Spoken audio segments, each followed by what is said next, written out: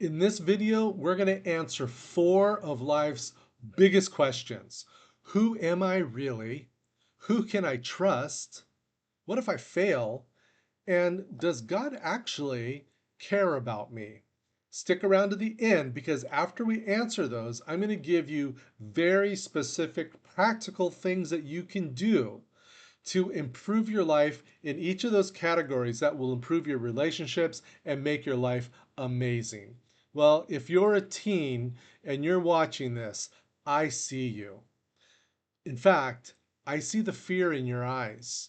Even when you try to hide behind jokes or even silence, you're confused about who you are because you're a teenager caught in that middle, not quite a child, not an adult yet. Your body is changing. Your mind is waking up to questions that you don't have the answers to.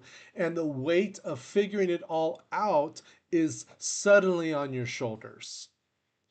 Now, we throw a lot of advice at teenagers, a lot of instructions, but we rarely ask about what are you actually wrestling with?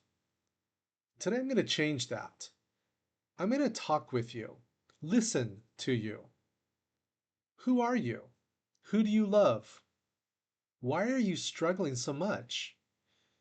Why does God actually care about this messy middle teen years? Does anyone really know me? Does anyone really care? Stick around because the way we answer those questions will change everything. Hi, friend. I'm Dr. Dad. This channel is for you, and I'm glad you're here. You matter. You're loved, and there is hope. Now, if you're a teen, anywhere between 12 and 20, this video is for you. Today, we're going to answer those 4 big life questions, and I want you to stick around to the end because after we walk through all of those questions, you'll get specific, practical things that you can do based on each of those questions to improve your relationships and give you hope. And so let's just go ahead and start. let's start with the first question of identity. Who am I really? As a teenager, most of us are realizing that the childhood labels just don't fit anymore, right? You're not just someone's kid. You're not the smart one or the athlete or the quiet one. Your grades, your parents' approval, your social circles, none of those, excuse me, none of those are going to be solid enough to build your life on. You can tell these aren't professionally done videos.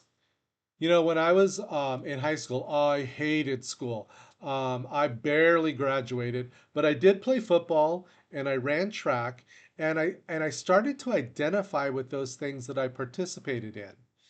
Now, you start asking, who am I apart from those things that I do? And honestly, that's a terrifying question because the world answers you by telling you to perform. The world says be excellent, be liked, be popular, be famous, be an influencer. Your identity is not something you achieve. It's not something you do or something that happens to you even. It's something that you have received. You see, before you were born, God formed you. Before you even took your first breath, He knew you. Psalm 139 tells us that you were fearfully and wonderfully made. The Bible tells us that you are made in the image of God. Well, that means that your GPA isn't dependent on your value, or your value isn't derived from your GPA. It isn't tied to your Instagram followers. It isn't tied to whether or not your parents are proud of you today. You're not an accident. You are a creation made for glory. And when you start asking, what's the point of all this pressure? Why the school stuff, the sports, the expectations? It's because you're craving purpose. You see, the truth is, those pressures exist to train you to steward something, to take care of something, to protect and guard something. And that something is those gifts that God has given you of your time and your responsibilities. And all of those will help you become the person that you need to be, that teach you how to love God and those around you better. So, school isn't just about getting into college or learning, it's about learning faithfulness. Extracurriculars aren't just about being on the team or the squad, it's about the discipline and the teamwork and the excellence. But these all have to point upward because if they don't, they're just additional things that crush you. So, if you're wondering if you're normal, battling body image, emotional ups and downs, or comparing yourself to what you see online, listen to me. The confusion you feel is normal. It's the friction of your soul growing into its calling. You don't need to have it all figured out. You just need to know that there is hope. Here's what here's what I wish I could have burned into my 15-year-old head. Your identity is not something that you build. It's something that God has already given you. You're made in his image with a purpose, and that goes beyond your grades or how many people like you. Before you ever took a breath, God already had plans to shape you into the person that he meant you to be. Not because you're strong enough on your own, but because whatever mess you get yourself in, God can get you out and make something good of it. So, who are you really? Well, you're an image bearer of God. You don't need to look for value, approval, or love from others, or in sports, or in grades or popularity. You are already valuable. You are important. You matter. Okay, so if you're finding value so far in this video, please give me a thumbs up and like it so that we can continue to make videos like this. But let's go on to the next thing about relationships and belonging. Answering that question of who can I trust? As a teenager, friendships start shifting. People drop out. Cliques form. You get betrayed by someone you trusted. And you start asking a hard question, how do I know who a real friend is? Well, a real friend doesn't just show up when it's convenient. A real friend speaks the truth, even when it's uncomfortable. In fact, Proverbs 27:6 says, faithful are the wounds of a friend. Because a real friend will tell you when you're drifting off course. A real friend points you back to the truth. And then there's dating. Let's be honest. The world has made dating a minefield. It tells you to explore everything, to experience everything, to let your body follow your feelings. But friend, that leads to heartbreak, confusion, and even using people. I had girlfriends when I was a teenager. I didn't even know what that meant, a girlfriend. I didn't know how to value a girl as a friend. If your teenage boyfriend tells you he loves you, he doesn't mean what you're feeling. He probably doesn't even know what he means. By the way, check out my other video on love. I did a video that talks about the 4 aspects of love, and that will go into depth about what love really is. But God designed sex and romance for a committed, lifelong relationship, for marriage, not for dating, not for hooking up. Physical boundaries protect emotional boundaries. They protect your heart, your future spouse, and even your reputation. So if you're struggling with things like if you're struggling with porn, or if you've already messed up, or if you've gone farther than you wanted to go, don't let guilt paralyze you. Jesus forgives and he restores. Okay, let's talk about parents. What about parents? Why don't my parents understand me? Well, maybe they don't. but maybe you're pushing them away while demanding they pull closer. You're in a time of your life where you want independence, but you still need guidance. That friction creates conflict at home. And the best way to handle conflict without burning bridges is to speak the truth in love. You don't have to agree with everything your mom or dad say, but you do need to respect them. That doesn't mean submit to abuse or toxicity, but it means recognizing that God placed them in your life as your first authorities. Honor them, talk to them, even when it's hard. Boundaries and humility aren't opposites. You need both. You need to know where you end and where they begin. And you need to learn how to say no without being disrespectful. And sometimes, especially with your friends, how to say yes without being a doormat. So, who can I trust? Well, it starts with you. When it comes to your friends, you've already felt the loneliness when friends drift or let you down.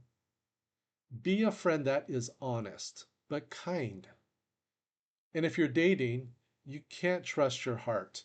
Your emotions and feelings will put you into situations that you will regret and will cause you heartache. And what about your parents? Honor looks like honest talk even when you disagree. They aren't perfect, but neither are you. Uh, God gave them to you. Practice humility now. It will keep your heart soft for later when life tests every relationship you have. All right, at this point, let me know what you're thinking. Leave a comment, message me. I want to know what you're thinking or if you have questions. All right, next, what if I fail? And this is talking about your future and direction. Every teenager carries this heavy question. What if I don't know what I want to do with my life? You've got college brochures, career quizzes, and adults telling you to pick a path. But here's the secret. You aren't supposed to have your whole life mapped out at 15. What you're supposed to do right now is just make good and sometimes hard choices to do what is right and best. Does what you do now matter for your future? Yeah, absolutely does. The habits you are building now, the studying, the friendships, the screen time, the self control or lack of self control, the ability for delayed gratification, the way you treat your friends and your family, those are all laying the tracks that your life is going to travel on. You're building habits and character traits that will follow you into adulthood. Maybe you don't know if you're going to be a doctor or a teacher or a social worker or a mechanic or an accountant or stay-at-home parent. That's fine. God doesn't call you to a job title. He calls you to seek Him, and He will show you the steps to take when you need to take them to get to where you belong. So what about this failure? What if I fail? What if I disappoint people? Well, you will. You will fail. You will disappoint people. You will make mistakes. But failure isn't the end of your story. It's the classroom that God uses to teach you. It's where you learn how to depend on His grace, not your own strength. When you fail, don't run from God, run to Him. Repent. Get back up. Start walking again. When you fail, don't hide from people. Don't hide from your parents.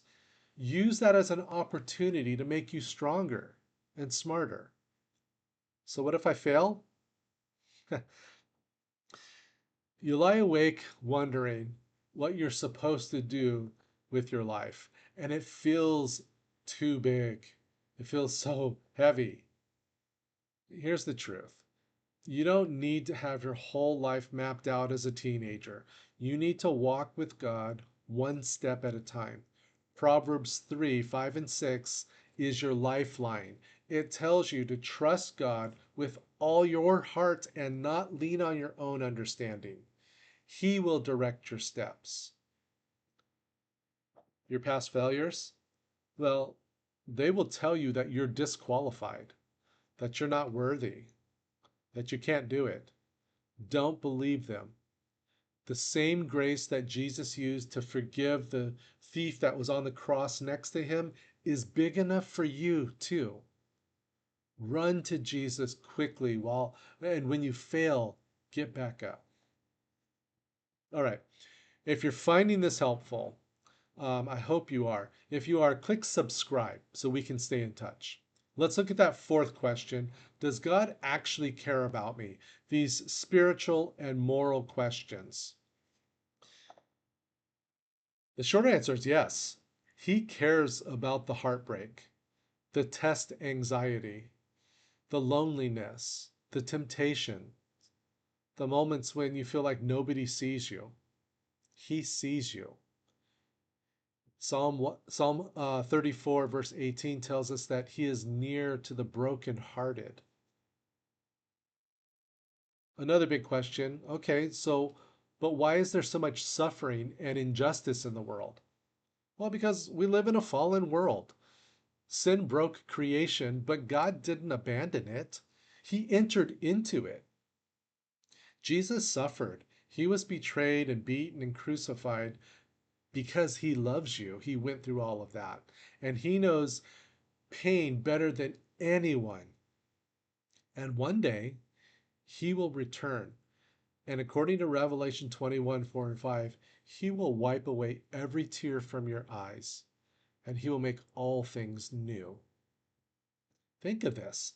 The God who created the mountains and the seas and the galaxies. He even knows when every sparrow falls. God knows when every little bird dies. He knows it all. He created it all. The Bible tells us that God even knows every hair on your head. Okay, assuming you're not bald, but you have eyebrows and stuff like that. Okay. God knows you intimately. And then the Bible asks after it says that, it says, don't you think that you're more valuable than many sparrows? Well, the answer is yes, you are to God. You wonder sometimes, does God really care about the daily stuff?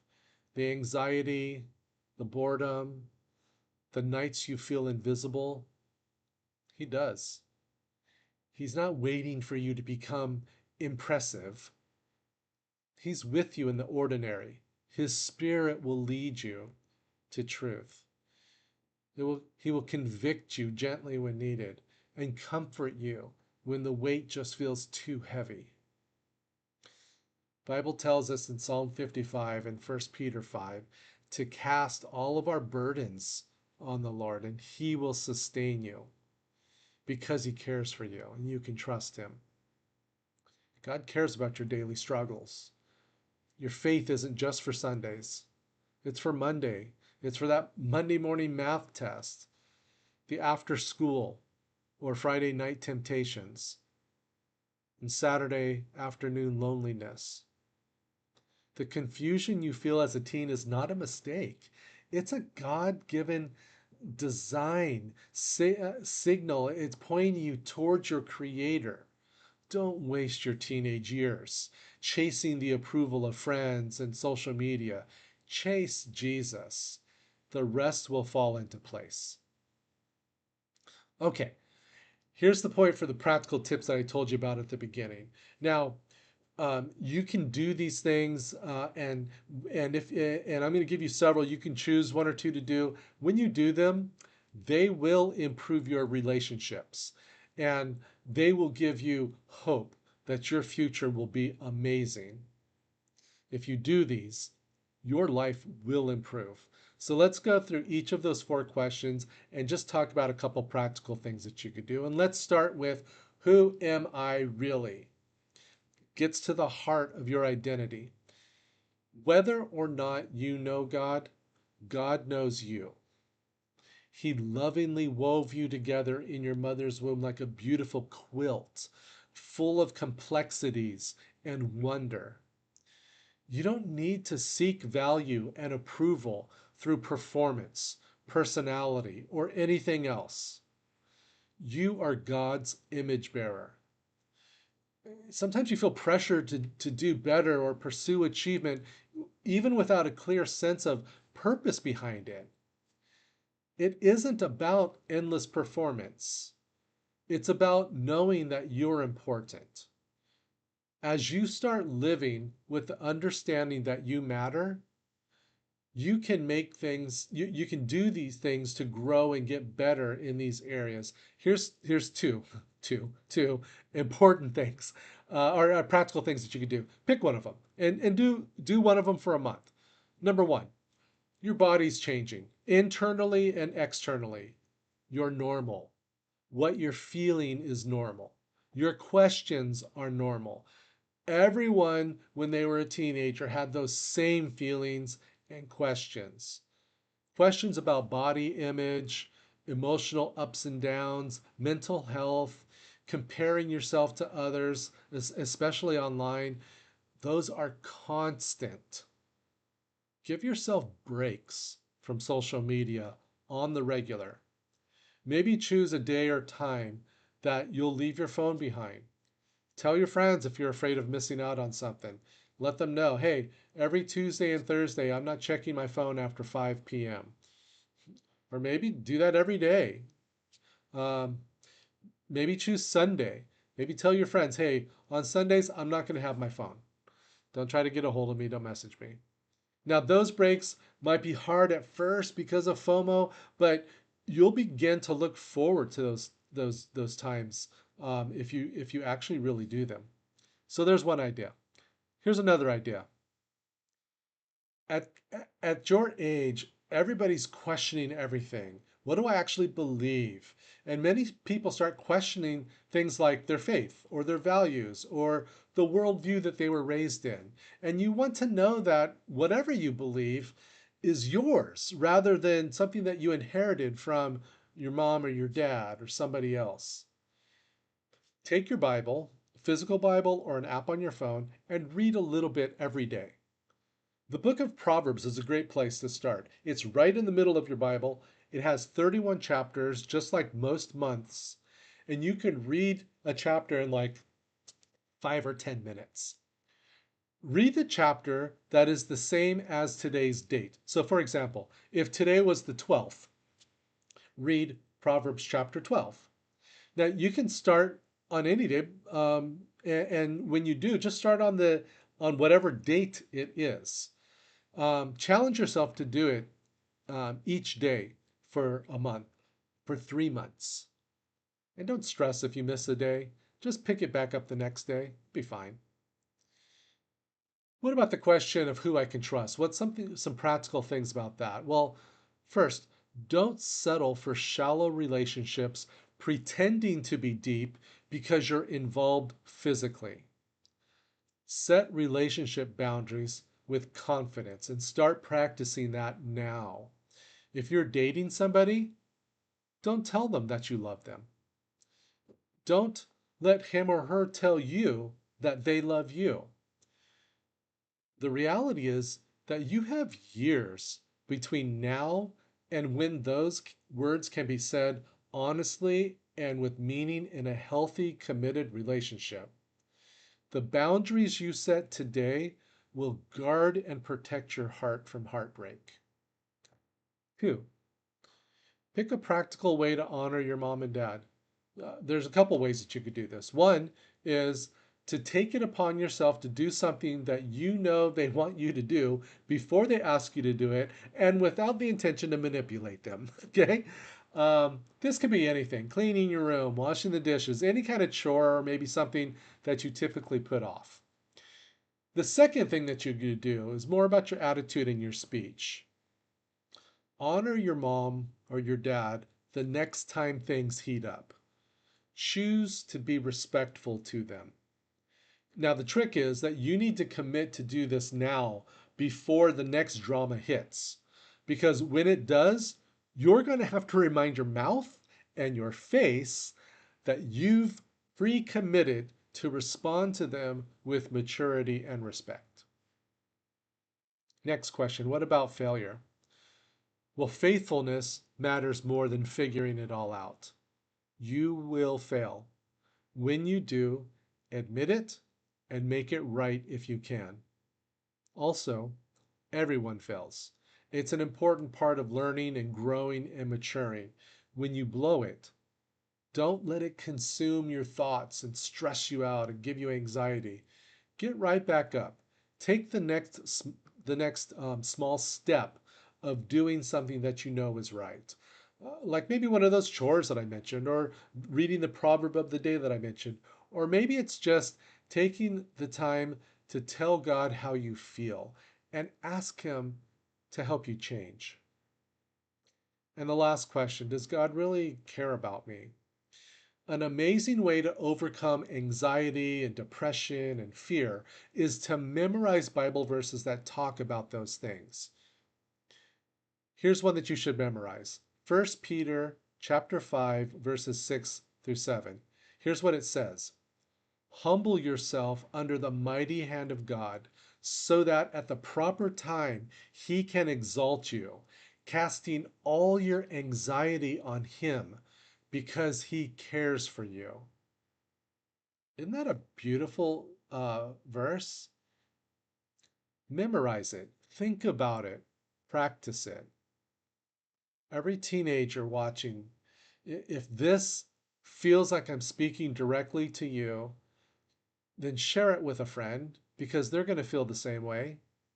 They have the same feels that you have. Drop in the comments with a question that you want me to answer, or message me with it if you'd rather. To the younger me at 15, I'd say I'm proud of the man you became. Not because you got it all right, you definitely did not, but because Jesus got it right for you. Keep walking. He's worth it. It will be okay. If this spoke to you, share it with a friend who needs to hear it. Drop your thoughts in the comments and remember, you are loved. You are seen and you matter. Please like and subscribe. Thanks for watching. I'll see you next time.